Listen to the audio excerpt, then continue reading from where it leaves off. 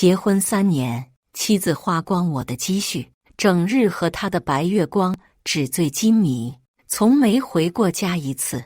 只因他看到了我的系统进度，认定是系统强迫他爱上我这个无耻的攻略者。后来系统进度归零，女友洋洋得意地说我的攻略失败，可以去死了。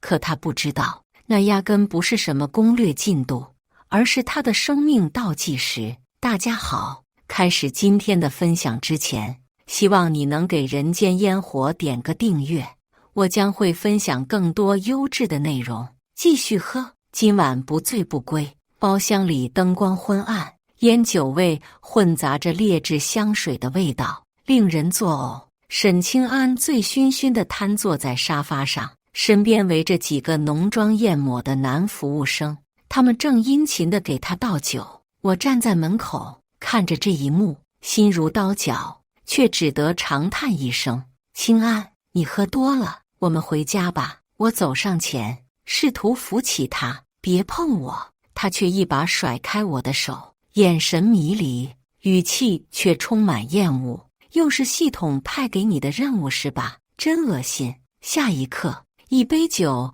更是猛地泼在我的脸上，冰凉的液体顺着我的脸颊滑落，刺痛了我的眼睛。还不等我反应过来，他便从沙发上站起，死死地掐着我的脖子，指甲深深地嵌进我的肉里，恨不得直接将我掐死。怎么，攻略的好感度快掉到0了？害怕被系统惩罚抹杀了？你这种骗子，我多看一眼都烦，怎么还不去死啊？我被他掐得喘不过气，眼前一阵阵发黑，脑海中却浮现出3年前的画面。曾经的我们是多么的甜蜜幸福。新婚之夜，他却看到了我的系统面板，一口咬定我是无耻的攻略者，通过系统强迫他爱上我。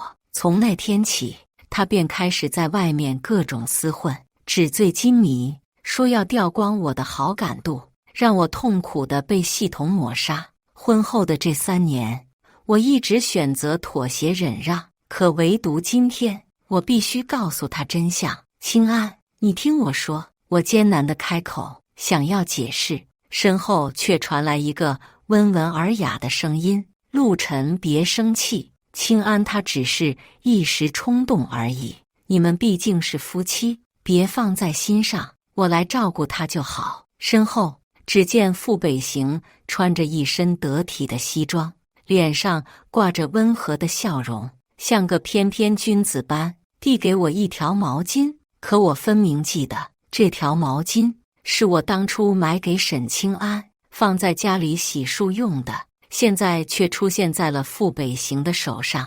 我看着面前始终挂着笑容的他，并没有接毛巾。虚伪，他明明就是这一切的罪魁祸首。当初我本来已经向沈清安解释清楚了系统的真相，准备陪他走完人生最后的这3年。可沈清安只是和傅北行见了一面，回来便一口咬定我又在骗他，说我解释这些不过是想要感动他，好完成最后的攻略任务。可不等我开口，沈清安便厌恶地看了我一眼，抢声道：谁跟他是夫妻？他不过是个无耻的骗子，也配做我丈夫？闻言，我只得无奈地再一次重复道：清安，那不是攻略系统，我对你的爱是真心的，我是想要救你。可下一刻，沈清安的目光却瞬间变得阴冷。爱？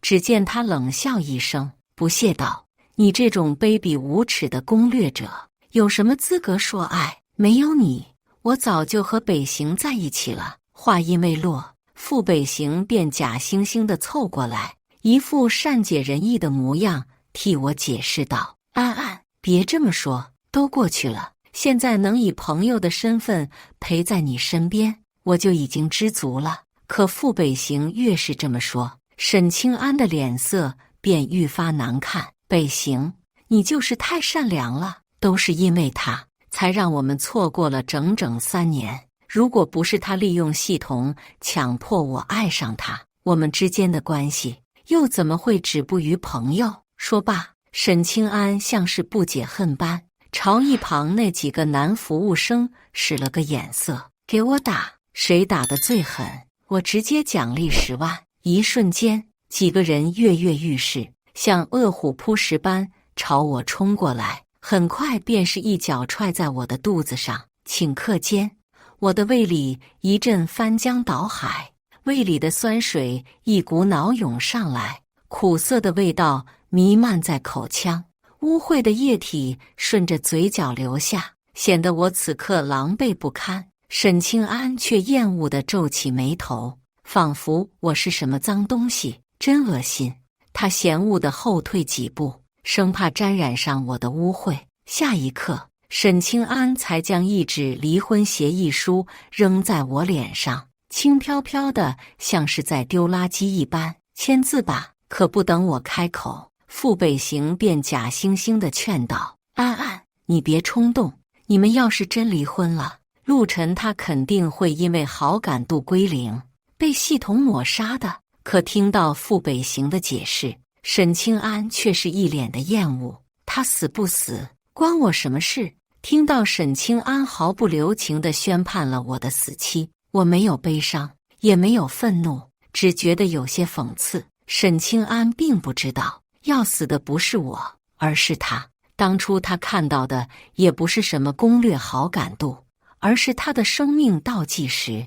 他嘴里所谓的攻略，则是因为只要我能博得他的好感，他的生命值就会增加。本来他也有着无数次活下去的机会，可现在随着系统的好感度归零，他的生命即将走到尽头。3年来，我由他疯，任他闹，不论我怎样试图说服他，换来的都只有好感度的进一步下降。现在，沈清安的生命也已经到了尽头，没有拯救的必要，我也不想再拯救了。这3年，我给了他无数次活下去的机会，他都选择了视而不见，那就自作自受，迎接死亡就好了。想到这里，我深吸一口气，果断在离婚协议书上签下了我的名字。好，我同意离婚。可看到我毫不犹豫地签下自己的名字后，沈清安却是一愣，他似乎没想到我会这么果断，嘴张了张想说些什么，可最终也没有说出口。至于傅北行，眼里明显闪过一丝激动的神情，却还是装出一副很惋惜的模样，走到我身旁劝道：“陆晨，你还是太冲动了，只是夫妻间吵架而已，怎么能签字离婚呢？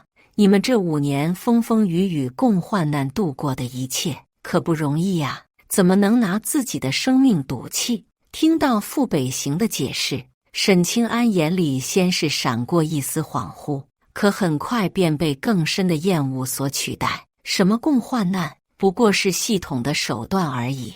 他这种下三滥的骗子，死就死了，怎么比得上北航你的深情？我看着他那一脸不耐烦的模样，脑海中却不由浮现出了5年前的一幕。那时的我一无所有，因为投资失败，不仅公司濒临破产，还欠下了整整500万的负债。每天打开手机就是数不清的催收电话。我绝望地站在海边，想要结束自己的生命。就在我即将沉入海底的时候，一双柔软的手臂突然抱住了我，正是沈清安。是他把我从海底救了上来，给我做人工呼吸，将我从死亡的边缘拉了回来。我永远忘不了他当时的眼神，坚定、勇敢，充满了对生命的渴望。见我依旧消沉，抬不起斗志，他直接给了我一巴掌，告诉我，从今往后，我的命就是他的，我要为他而活。我被他的率真所感染，被他这一巴掌重新燃起了对生活的希望。那时的沈清安是那么的善良，那么的纯真，他甚至不顾家人的反对，放弃了优渥的生活，放弃了几百平的大豪宅和星级餐厅的大厨，选择陪我挤在不到10平米的出租屋里，吃着廉价的泡面。可即使是这样，他总是笑着对我说：“只要我们在一起，就什么都不怕。”我发誓要给他幸福，要让她成为世界上最幸福的女人。时间一天天过去，我努力让自己振作起来。我开始拼命工作，想要重新振兴公司。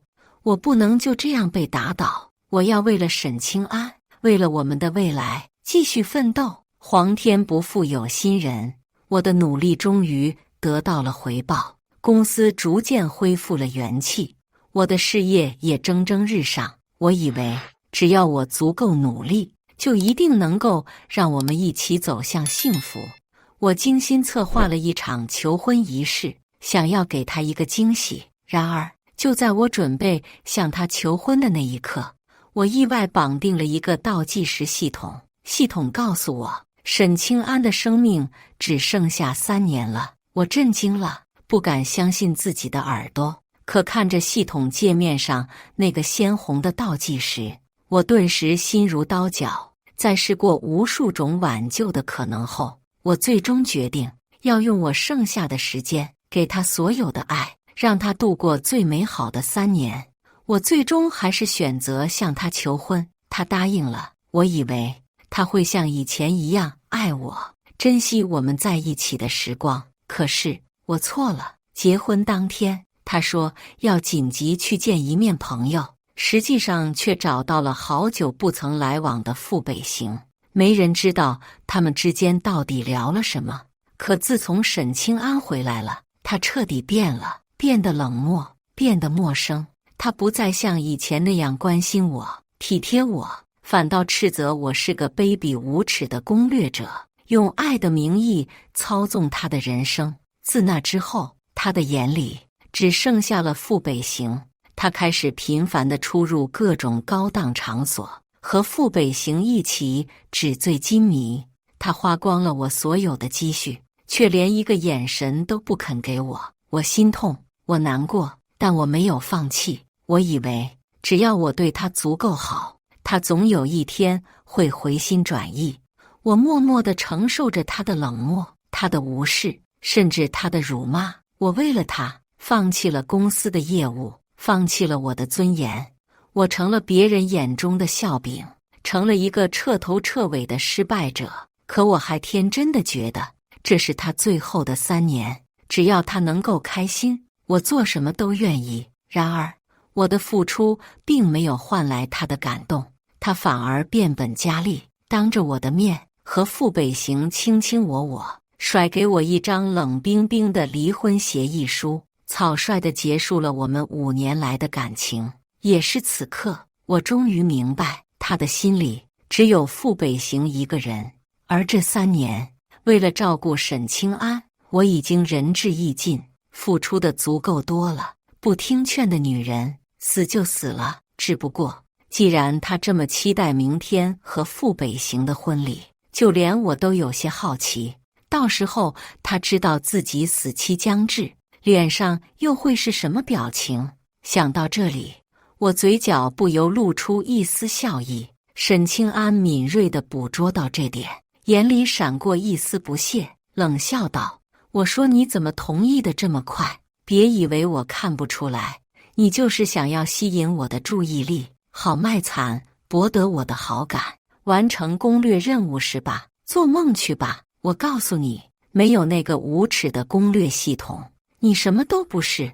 我和傅北行之间才是真爱。”说罢，沈清安更是和傅北行十指相扣，眼里满是幸福的笑容。可我看着沈清安那含情脉脉的模样，心中却只想笑。直到现在，他还觉得我对他好，是为了我自己。殊不知是他自己斩断了自己最后的生路。更何况，傅北行跟申晴有个鸡毛关系。傅北行曾经和沈清安是青梅竹马，两家关系不错是不假，可那都是老黄历了。自从7年前傅北行家暴雷，举家移居海外后，傅北行家早就是外强中干，随时准备跑路。当年傅北行对沈清安爱答不理，现在却装得跟个知心大哥哥一样，无非就是看中了沈清安家的钱，给他们家填坑，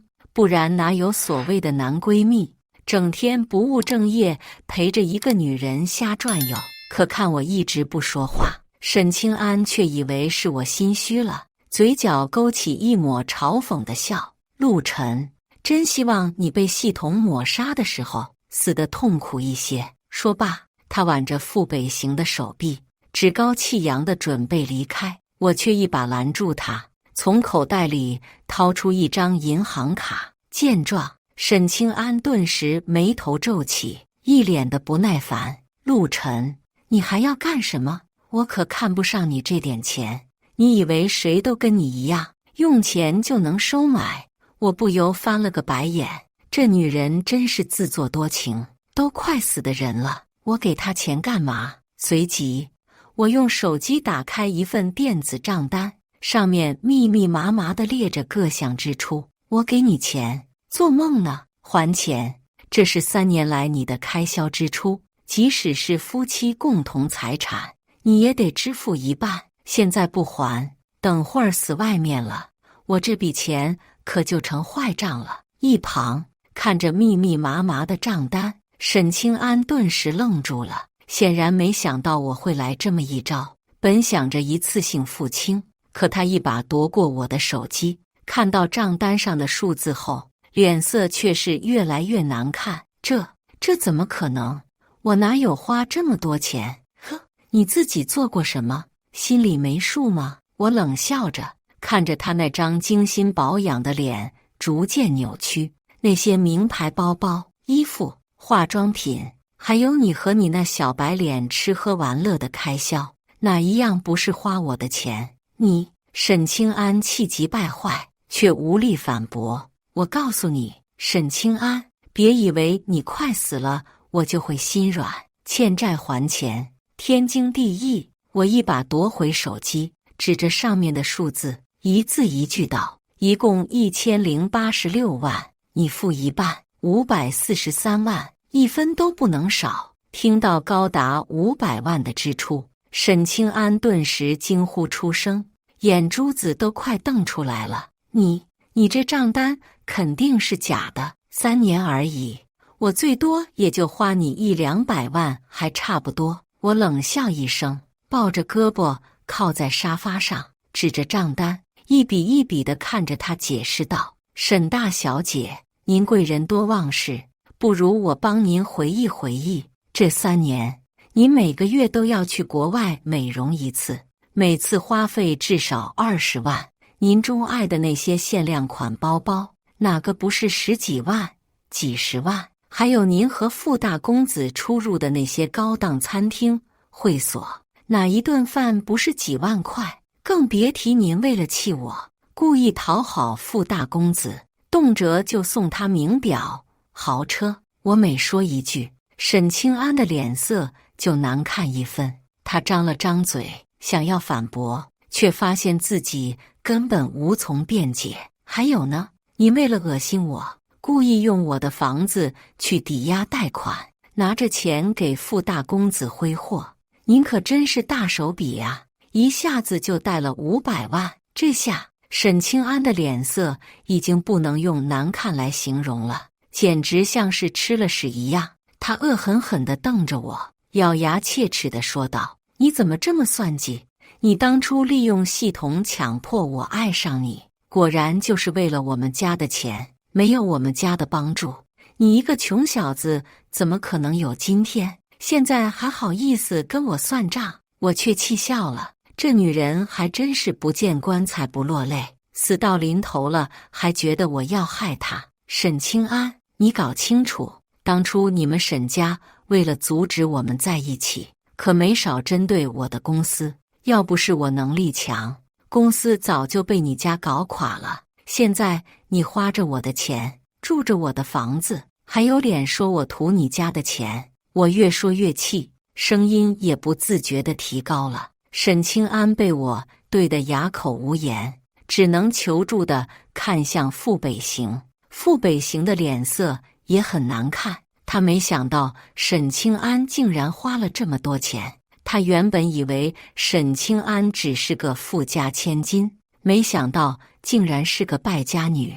他心疼自己的钱，却又不想在沈清安面前丢了面子。他犹豫了半天，才不情不愿地开口：“清安，要不我先帮你把钱还上。”沈清安顿时喜笑颜开，抱着傅北行的胳膊撒娇：“北行，你真好。陆晨，看到了没？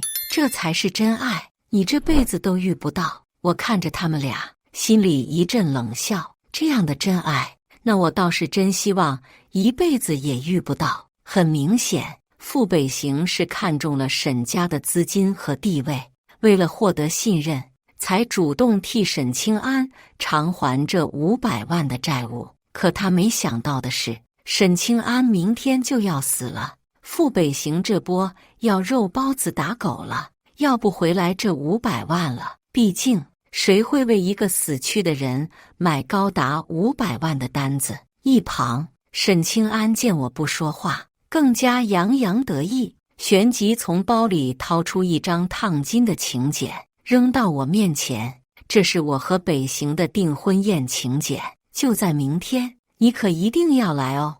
我要让你这个可怜可悲的人见识一下什么是真正的爱情。沈清安扬起下巴，嘴角勾起一抹得意的笑容，仿佛已经看到了我气急败坏、痛哭流涕的模样。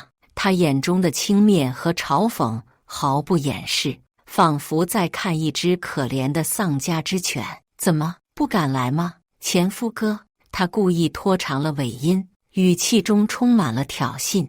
我看着他那张精致的脸庞，心中却毫无波澜。曾经我以为他是我的救赎，是我的光，现在我才发现，他不过是一个被宠坏的、自私自利的富家千金。我对他已经没有任何感情了。我冷笑一声，拿起那张烫金的请柬，在手中轻轻摩挲。这有什么不敢来的？我不仅要来，还要送你们一份新婚礼物。闻言，沈清安顿时眼前一亮，以为我还没忘记他，心中暗自得意，却还是故作姿态地叹了口气。早知今日，何必当初呢？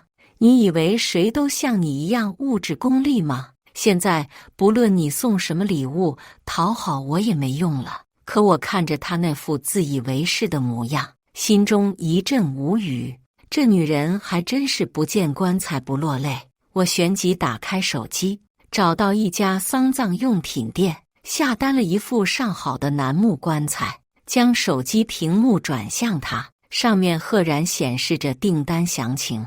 怎么会用不上呢？明天的订婚宴上，这副棺材正好替你收尸。沈清安的脸色瞬间变得铁青，精致的妆容也掩盖不住他眼中的怒火。你居然敢诅咒我！他指着我，声音尖锐刺耳。此刻沈清安气得浑身发抖，胸脯剧烈起伏，仿佛下一秒就要爆炸。傅北行连忙搂住他的肩膀，轻声安慰道：“清安，别生气，他就是故意气你的。”我看着他们俩惺惺作态的模样，心中一阵冷笑。傅北行这小子还真是会演戏，明明心疼钱，心疼得要死，却还要装出一副深情款款的样子。清安，你别跟他一般见识，这种人就是心理变态，见不得别人好。傅北行继续火上浇油。沈清安深吸一口气，努力平复自己的情绪。你以为我会怕你吗？我告诉你，我沈清安从小到大就没怕过谁。他扬起下巴，眼神中充满了不屑。是吗？那你就等着瞧吧。我挑了挑眉，语气中带着一丝玩味。沈清安还想说什么，却被傅北行拉住了。清安，我们走吧，别跟这种人浪费时间。傅北行说罢，拉着沈清安转身离开。我看着他们俩的背影，心中却毫无波澜。这两个人，一个自私自利，一个虚伪做作，还真是绝配。我懒得再跟他们纠缠，转身离开了这里，回到了公司。刚回办公室，我做的第一件事就是把沈清安还的500万拿去填补了公司的资金缺口。之前的3年，为了让沈清安度过最后的人生，我任由他肆意挥霍，把我的公司弄得半死不活的，白白错失了风口。现在是时候重新开始了。我召集了公司所有的管理层，开了一个紧急会议。各位，我知道这段时间公司的情况不太好，但我向大家保证，从今天开始，一切都会好起来的。我看着众人，语气坚定地说道。我将自己的计划和目标详细地告诉了大家，并鼓励他们一起努力，共度难关。好在大家也都理解我的情况，很快便重振士气。会议结束后，我便开始马不停蹄地投入到工作中。我联系了之前错过的投资人，重新洽谈合作。我还调整了公司的发展战略，将重心放在了新兴的互联网行业，还招聘了一批优秀的员工，为公司注入新鲜血液。当我忙完公司的事情，已经是深夜了。我打开手机，却发现沈清安在朋友圈发了一张穿着白色婚纱的照片，下面还有一行配文：原来这就是真正爱一个人的感觉。我冷笑一声，将手机扔到一边。沈清安还隔着沾沾自喜向我炫耀，殊不知自己都快死了。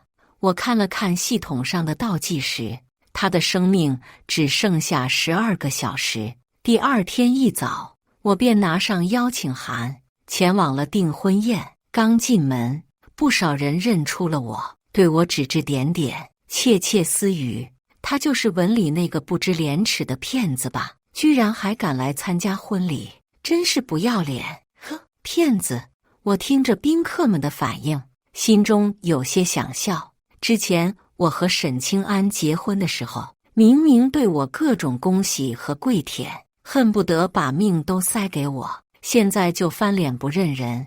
不愧是和沈清安他们家是一丘之貉。远处，沈清安站在宴会厅中央，听到周围的宾客对我的嘲讽，更加得意。他扬起下巴，像一只骄傲的孔雀，眼神中充满了不屑。半晌，随着一道钟声敲响，傅北行穿着西装，盛装打扮地走了出来。他径直走到沈清安面前，单膝跪地，从口袋里掏出一个精致的盒子。清安，你今天真美，嫁给我吧。闻言，沈清安却故意瞥了我一眼，像是要刺激我一般，得意洋洋地答应道：我愿意。傅北行站起身，将戒指戴在沈清安的手上，两个人深情对望，缓缓靠近。可就在他们的嘴唇即将触碰的时候，沈清安的身体却突然猛地一颤，下一刻，他的嘴里却突然涌出了一股鲜血。顿时间，沈清安雪白的婚纱上瞬间绽放出一朵妖冶的血花。啊！沈清安惊叫一声，难以置信地捂住嘴，指缝间不断涌出鲜血，洁白的婚纱被染红，像一朵盛开的曼珠沙花，妖艳而诡异。宴会厅里顿时炸开了锅，宾客们议论纷纷，惊恐地看着这一幕。怎么回事？他怎么吐血了？不会是得了什么绝症吧？刚结婚就吐血，不会是遭天谴了吧？沈清安脸色苍白，摇摇欲坠，眼神里充满了惊恐和绝望。傅北行眼里闪过一丝慌乱和心虚，但很快恢复了镇定。他赶忙上前扶住沈清安，关切地问道：清安，你怎么了？没事吧？我冷眼旁观，嘴角勾起一抹冷笑。我早就说过，别后悔，你的死期将至。我淡淡地说道，语气中带着一丝嘲讽。沈清安惊恐地看着我，眼神里充满了怨毒和不甘。你胡说，我是被你气的。他嘴硬地反驳道，挣扎着站起身，想要证明自己没事。我笑笑不说话，静静地看着他表演。刚才这么一通操作，他对我的好感度又下降了一些。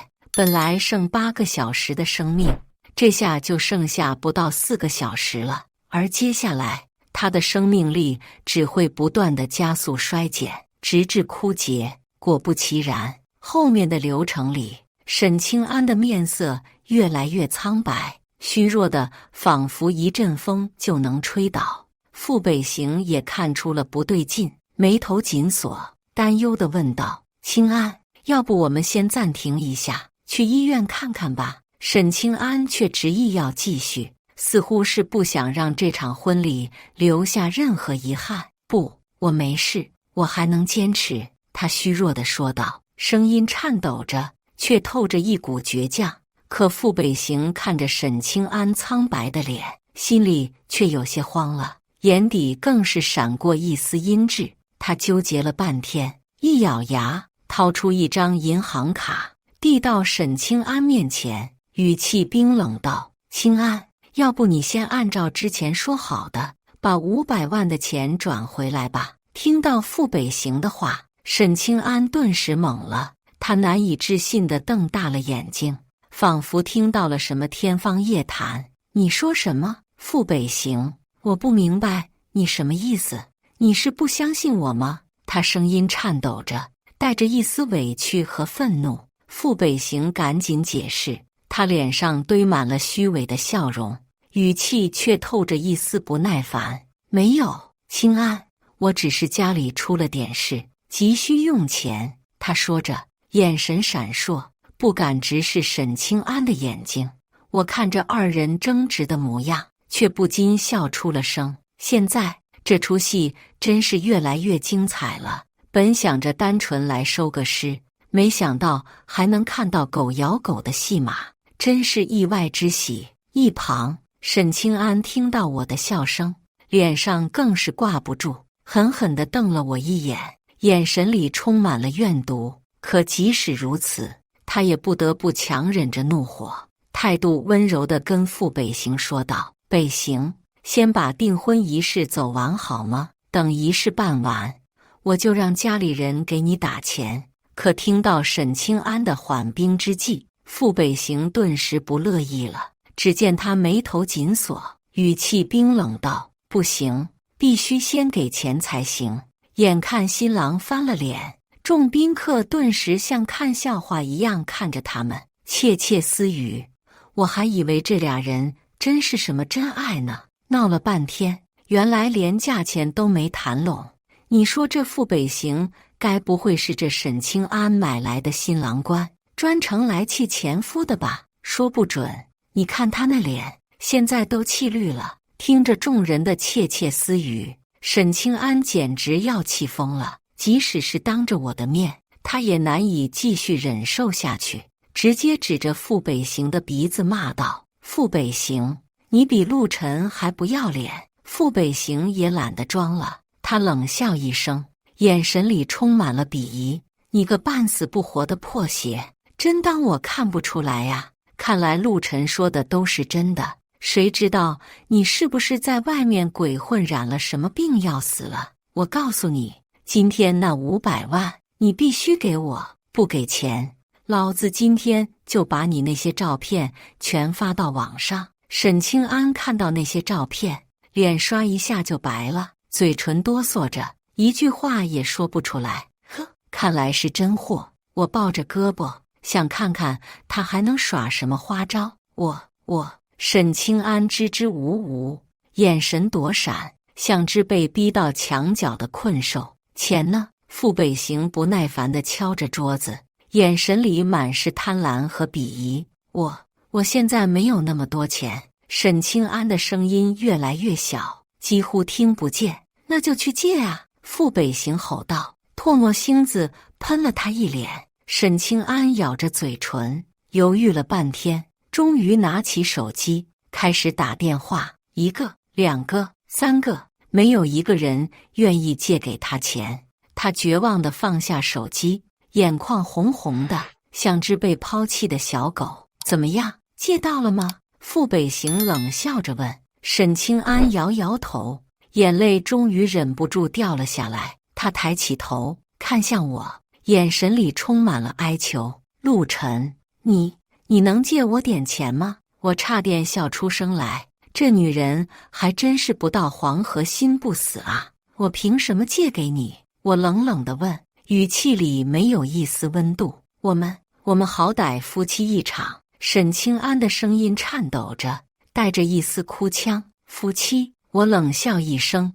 这3年，你花着我的钱，跟你的白月光逍遥快活，什么时候把我当过你的丈夫？沈清安脸色惨白，一句话也说不出来。周围的宾客开始议论纷纷，指指点点，都在骂他不要脸。你胡说！沈清安恼羞成怒，想要打我，可还没挥出去，人就倒在了地上。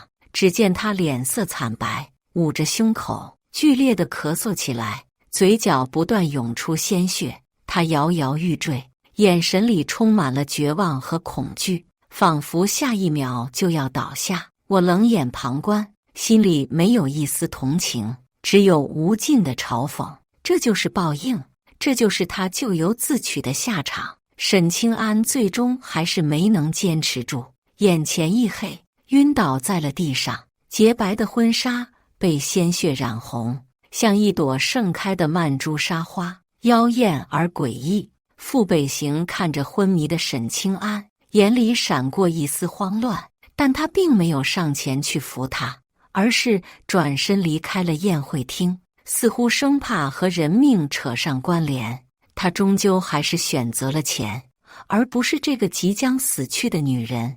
等沈清安醒来时，他已经躺在医院的病床上。我虽然不想管他的破事，但因为还没有走完离婚手续，医院这边不得不由我签字住院手术。沈清安睁开眼睛，看到我，沉默了许久，才开口问道：医生怎么说？这还用医生？我早就说过了，那是你的生命倒计时，现在你也就剩下不到3个小时的时间了。我看着他，淡淡的说道。顿时间，沈清安愣住了，眼神空洞，仿佛失去了灵魂。过了好一会儿，他才回过神来，支支吾吾地问道：傅北行他人呢？我摇摇头，直接打开手机热搜，递给他看。热搜第1条赫然是井号沈家千金骗婚。井号，原来傅北行已经去沈家闹事了，要500万的欠款，还把沈清安的那些照片都发到了网上。因为这件事，沈家也被牵连，被查出不少黑历史，现在已经是一团乱麻。沈清安看着手机屏幕，脸色惨白，浑身颤抖，眼泪像断了线的珠子一样往下掉。怎么会变成这样？他不是口口声声说会对我好，说会爱我一辈子的吗？可惜沈清安的问题不会有任何人回答。下一刻，他的手机铃声却突兀地响起，打破了病房里死寂的氛围。是沈清安的妈妈。沈清安颤抖着手接起电话，声音沙哑：喂，清安啊，你怎么样了？在哪家医院？妈，这就过来看你。电话那头传来沈母焦急的声音，仿佛真的关心女儿的安危。沈清安心中升起一丝希望，声音哽咽：妈，我现在……可不等他说完，电话那头沈母便露出了真面目：清安啊，妈跟你说，现在家里的公司现在出了点问题，急需用钱，你能不能想想办法帮帮家里？沈清安的心瞬间跌入谷底，他颤抖着问：妈，你什么意思？我现在还在医院，医生说我……沈清安试图解释，却被沈母粗暴地打断：行了行了，别跟我说这些没用的，你爸的公司都快倒闭了，你还有心思住院？赶紧想想办法弄点钱，不都是因为你欠傅北行的钱吗？男人嘛，你满足他不就好了？我不管你用什么办法，必须自己把这个窟窿补上，不然我们沈家没有你这个女儿。沈母的语气里没有一丝母女之情，只有赤裸裸的索取。妈，沈清安还想说什么，却被沈母无情地挂断了电话。嘟嘟嘟，电话里传来冰冷的忙音，像一把利刃，狠狠地刺进沈清安的心脏。他绝望地闭上眼睛，眼泪无声地滑落。我不禁摇了摇头，不愧是一家人，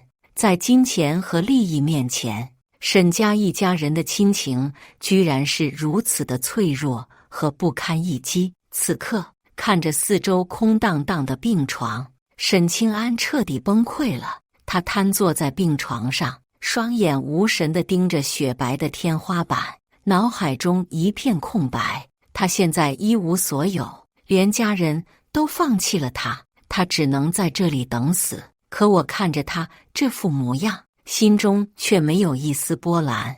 我可没有那个闲工夫同情他，公司还有着大把的业务等着我去处理，我可没工夫和一个看不起我的将死之人浪费时间和精力。我转身准备离开，却被他一把拉住。北行，我错了，我真的错了。我现在相信你说的一切了，你说的都是真的，你有系统，你一定有办法救我的，对不对？他哭喊着，声音嘶哑。我看着他，眼神冰冷，缓缓摇头。本来你的确是有救的，通过系统的指引，只要我博得你的好感度，你就会对应的增加生命。可你却一口咬死我是想攻略你，肆意践踏我对你的感情，也白白浪费了无数的好感度，浪费了无数次活下去的机会。你不是一直盼着倒计时归零吗？现在你如愿了，还有什么不乐意的吗？听到我的话，沈清安顿时愣住了，眼泪更是像断了线的珠子一样滚落下来。良久，他才哭哭啼啼道：我真的不知道，傅北行那个混蛋一直都在骗我，你才是真爱我的人。我快死了，你再抱抱我好吗？我真的好害怕，不要丢下我一个人。可我只是冷冷地看了他一眼，语气冷漠至极。沈清安，你不是觉得自己错了，你是因为自己要死了。还有，注意你的身份，我们已经离婚了，你现在可是傅北行的未婚妻。自重，从今往后我们再无瓜葛。说罢，我头也不回，转身就走，没有一丝留恋。沈清安则跪在地上，哭得撕心裂肺，而我已经走出了病房，更走出了他的世界，他的生命。后来，直到系统上的倒计时归零，我也没去看过沈清安一眼。他的事情已经跟我没什么关系了。这5年，我浪费在他身上的时间已经足够多了。接下来的1周，我几乎将全部的精力都投入了公司业务的运转和开拓中。可正当我以为一切都已经过去，尘埃落定时，警方却突然找到了我，告诉我沈清安死了，离婚手续自动审批完成。可令我意外的是，沈清安居然是自杀的。通过警方的透露，我才知道，原来沈清安在得知自己只剩下不到半天的生命后，看着空无一人的病房，彻底疯了。他趁着医生不注意，偷偷溜走出院，回到沈家大闹了一场，吓得整个沈家连夜搬离了那里。这之后，沈清安更是假借要还给傅北行那500万借款的名义，将他给骗到了沈家的宅子，一进门就一棍子敲晕了傅北行，随后更是一刀又一刀捅向傅北行泄愤，残忍地将他杀害。等警方接到报案赶到时，沈清安已经从沈家宅子的天台上一跃而下，结束了自己的生命。凑巧的是，根据警方推测的沈清安自杀的时间，正巧和系统倒计时归零的那一刻相吻合。想到这里，我不禁有些百感交集。或许这就是所谓的因果循环。如果沈清安当初没有听信傅北行的鬼话，能耐心听我解释，或许他的生命本不会终止在这一刻。可惜人生没有如果，人死如灯灭。我摇了摇头，将这件事彻底放下，转身又投入到了新的工作中。以上就是今天分享的故事，大家有什么想说的、想吐槽的，欢迎在下方评论交流，也更希望能给人间烟火点个订阅，我将会分享更多优质的故事内容。